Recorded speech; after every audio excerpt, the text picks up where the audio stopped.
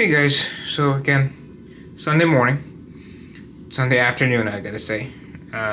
Humid as hell out there, and raining, whole day rain, probably until 11 at night.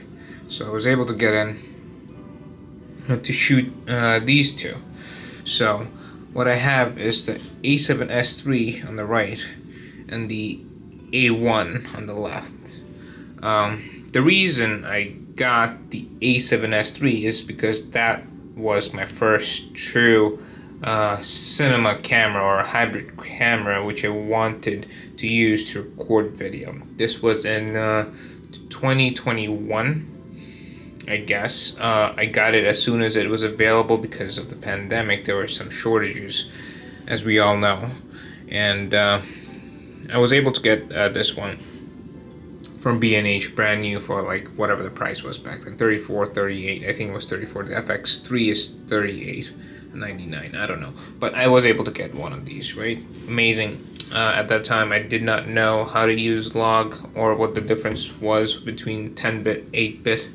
Watching other people talk about 8-bit, 10-bit, it's like, you can use 8-bit, but you want 10-bit. But really, for why I wanted this camera was for HDR. The reason I wanted HDR is because the iPad just came out and it had a high brightness. The iPad Pro 12-inch had a high brightness, or the mini LED panel, which provided more brightness than the regular panels that I had, and I wanted to watch my own HD videos on the iPad, and the iPad will not hit its upper limit or the highest possible luminance unless the video was in HDR. So I made a decision to move to an HDR recording only, so that is why I film things in log. It is not a pain in the butt, but in the beginning, if you have a new camera and a new system with a new lens, you have to basically work around the colors and have to perfect what you're doing. If you have the white balance set to a manual level, which is a pain for vlogging because if you're going in and out of buildings, the white balance changes. But if you remain outside or if you remain inside throughout the vlog, then it doesn't matter. But the way I do things is I go in and out of buildings because New York City, there's a lot of buildings around, public buildings that is, and yeah, and I hate to stop, look for the white balance, change it. Yeah, it doesn't seem like a big deal, but it is a problem. Anyway, enough ranting about me and vlogs. I did buy the ZV E1, as we all know from the videos I just created previously, but I'm still keeping the A7S III is because of the viewfinder, right? This is an absolute hybrid camera. Even though it doesn't have this flip switch like I would prefer, like on the A7 A7 IV, it still has those three custom menus which I can program for video, and the A aperture priority is the only thing I use for photos anyway.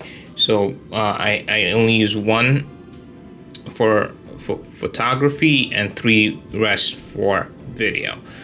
I really need the manual for low light and then one for aperture priority video for vlogs. But I don't vlog with this because this is heavy. $6.99 I think is the grams on this compared to the ZV E1. Same sensor, same build quality. Well, not the same build quality, but basically the same video images.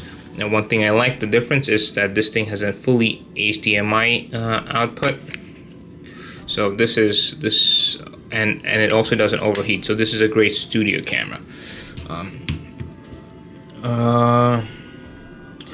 The reason I'm keeping it, as I said, is because of the viewfinder. Even if it's 12 megapixels, I use a right lens. I use a wide enough lens. This is the 24 here. I have the 14. I have the 18. The Samyang 24, Samyang 18, and the Sony 14 millimeter. So if I want to, I guess, zoom in, I usually walk the distance. Now, it's not possible to do if there's some obstacles between your way. But 12 megapixels is perfect for me. The low light capabilities of this is not as great as is in video, as is in photography. So I would not send it above 1000 ISO in photography. But if nowadays you have noise reduction software which can reduce the noise in an image. But yeah, perfect electronic shutter usage, because it is fast enough for me to do it silently, to take pictures silently at night. So not bad. So I watched Gerald Undon's video after I saw the A7S III on the Sony A1, right? So I purchased it. I used the Fujifilm I guess strap, because it is thick and it's much better than what you get with the Sony A1. Even though this is a more expensive camera, I got this with the XT4 and also the GFX 100S. So I have two of these just sitting around doing nothing, and the GFX 100S is a studio camera anyway for portraits, which I use. I rather use this than anything else, or the regular Sony strap that you get with the A1. Another feature of this is that this shoots in 8K. I haven't tried shooting it in 8K. I don't have no need to shoot in 8K, and I don't. I have one of the CF Express Type A cards, which is, as you can see, it's in here, but I think it's the 80 gig or 160 gig version. Either way, it's way overpriced. But Angel Bird has the $499 1 terabyte card, which is always out of stock, because people are buying it at such a good value. But for videos on 8K, I have not tested it out. You can ask someone else to do it. But basically, I use this as a silent street shooter with the electronic shutter.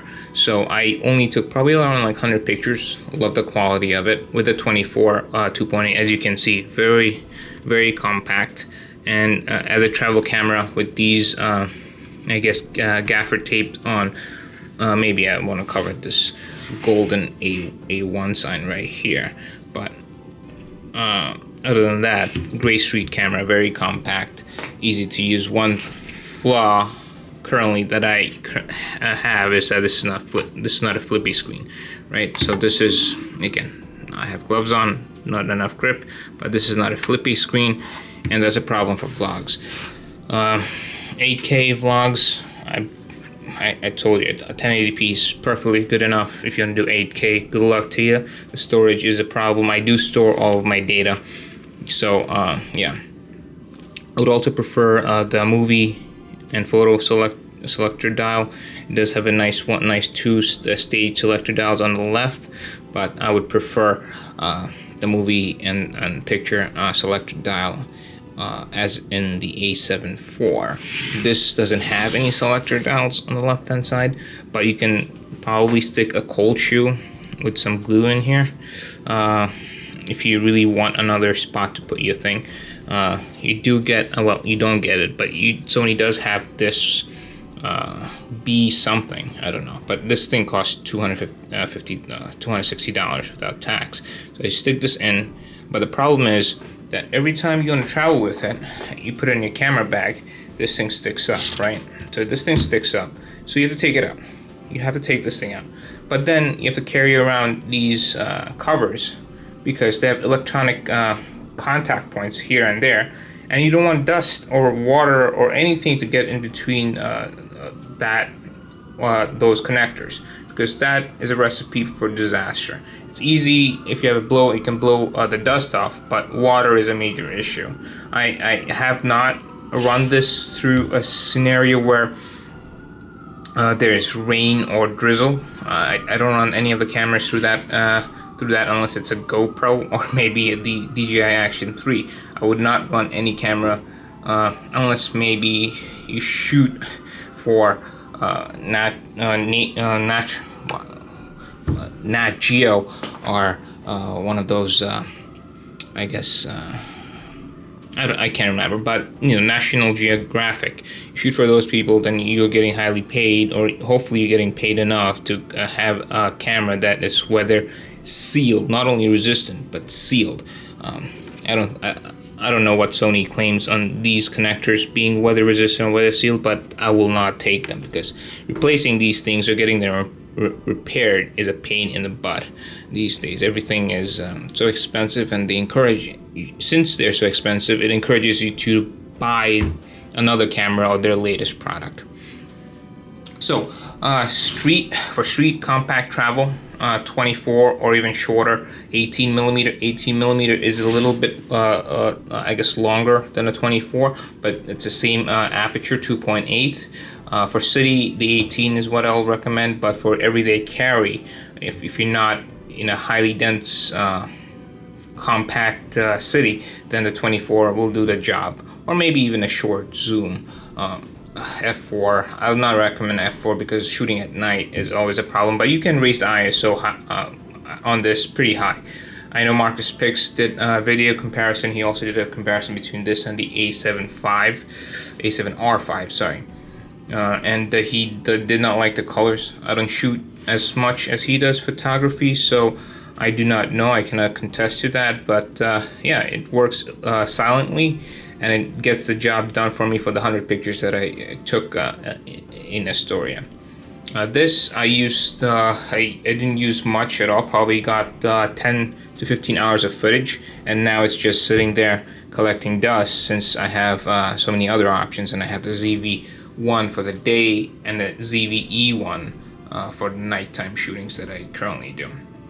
And with, as you notice, with fireworks, which intrigues me, and I want to photograph or videotape more fireworks, I literally put the ZV-E1 in a 640 ISO and increased the aperture on the Samyang Yet 18mm to aperture 4.0. And I got pretty good results. So you don't even need high ISO beast as the A7S III to photograph or video record fireworks, as long as you have a stable gimbal and large enough sensor like the APS-C. I wouldn't go below APS-C. I would not use the ZV-E1, sorry, the ZV-1 for night video recording. Essentially something that you want to keep. Vlogs are okay, but anything you want to store for a long time for future viewing at a quality that is reasonably well maintained, I would use an APS-C sensor. I guess the Fujifilm 8mm 3.5 would do the job, but I haven't tested it on it. Anyway, so that's my 15 minutes on the Sony A1 and the Sony A7S III, and the reason why I'm still keeping the A7S III and maybe getting rid of the Sony A1, because 100 shots, and I had it for 2 years now. Yeah. And I have not been on vacation, and this is too much of an investment to be stolen if you are on vacation. So, not an investment, a hobby, you know, fun. It's getting something stolen or lost in a foreign country is a nightmare. Not even comparing how much of a nightmare it is in the US, but it is still by quadruple, I would say, times the nightmare if you get anything stolen in a foreign country. Alright guys, so that's it. I hope you have a better weekend. It's rainy and cloudy out there in New York City, and hopefully you're somewhere cool. Have a good day.